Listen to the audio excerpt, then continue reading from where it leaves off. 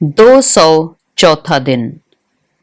पुराने अहदनामा में से आज की तलावत होसिया की किताब, उसका 8वां बाब, पहली आयत से लेकर 9वें बाब की 17वीं आयत तक।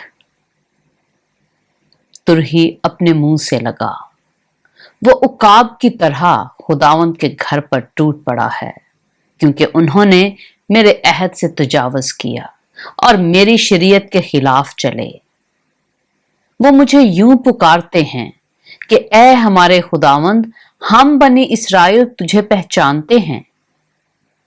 इसराइल ने भलाई को तर्क कर दिया, दुश्मन उसका पीछा करेंगे।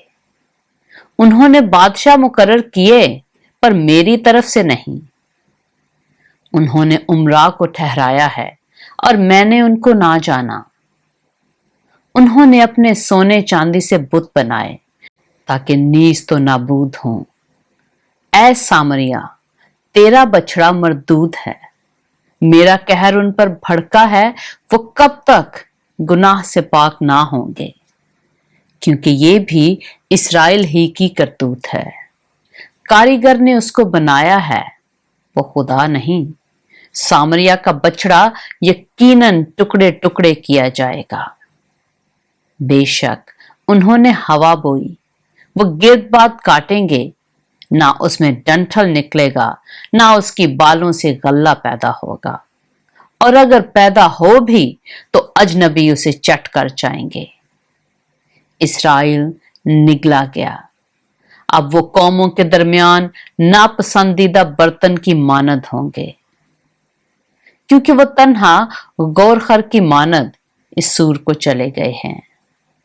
इफ्राइम ने उजरत पर यार बुलाए, अगरचे उन्होंने कौमों को उजरत दी है, तो भी अब मैं उनको जमा करूंगा और वो बादशाह और उमरा के बोझ से गमगीन होंगे। चूंकि इफ्राइम ने गुनाहगारी के लिए बहुत सी कुर्बान गाहें बनाई, इसलिए वो कुर्बान गाहें उसके लिए गुनाहगारी का बायस हुई। अगरचे मैंने अपनी शरीयत के अहकाम को उनके लिए 1000 बार लिखा, पर वो उनको अजनबी ख्याल करते हैं। वो मेरे हदियों की कुर्बानियों के लिए गोश्त गुजरानते और खाते हैं, लेकिन खुदावंद उनको कबूल नहीं करता। अब वो उनकी बदकिरदारी को याद करेगा और उनको उनके गुनाहों की सजा देगा। वो मिस्र को वापस जाएंगे। इसराइल ने अपने खालिक को फरामोश करके बुत खाने बनाए हैं, और यहूदा ने बहुत से हसीन शहर तामीर किए हैं, लेकिन मैं उसके शहरों पर आग भेजूंगा और वो उनके कसरों को भस्म कर देगी। होसिया की किताब, उसका 9वां बाब। ऐ इसराइल, दूसरी कौमों की तरह खुशी और शादमानी ना कर, क्योंकि तूने अपने खुदा से बेवफाई की है। तूने हर एक खलियान में उजरत तलाश की है। खलियान और मै के हौज उनकी परवरिश के लिए काफी ना होंगे, और नई मै किफायत ना करेगी। वो खुदावंद के मुल्क में ना बसेंगे, बल्कि इफ्राइम मिस्र को वापस जाएगा और वो असूर में नापाक चीजें खाएंगे। वो मै को खुदावंद के लिए ना तपाएंगे और वो उसके मकबूल ना होंगे। उनकी कुर्बानियां उनके लिए नौहागरों की रोटी की मानद होंगी। उनको खाने वाले नापाक होंगे, क्योंकि उनकी रोटियां उन्हीं की भूख के लिए होंगी और खुदावंद के घर में दाखिल ना होंगी।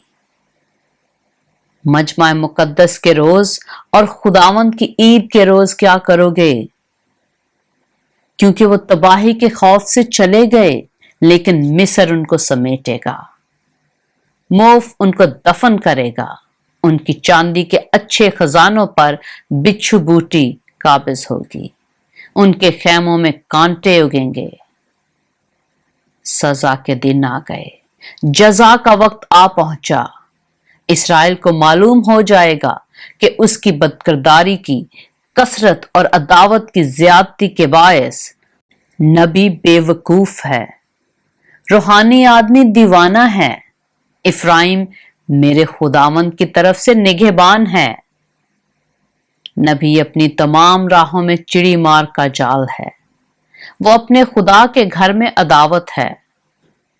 उन्होंने अपने आप को निहायत खराब किया, जैसा जिब्बा के अयाम में हुआ था।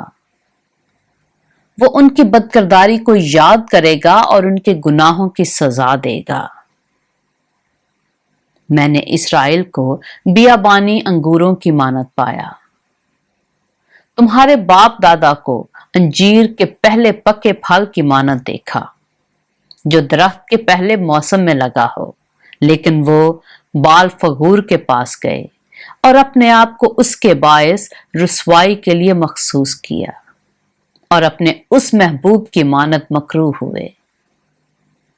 अहले इफ्राइम की शौकत परिंदा की मानद उड़ जाएगी। विलादत और हामला का वजूद उनमें ना होगा और करारे हमल मौकूफ हो जाएगा।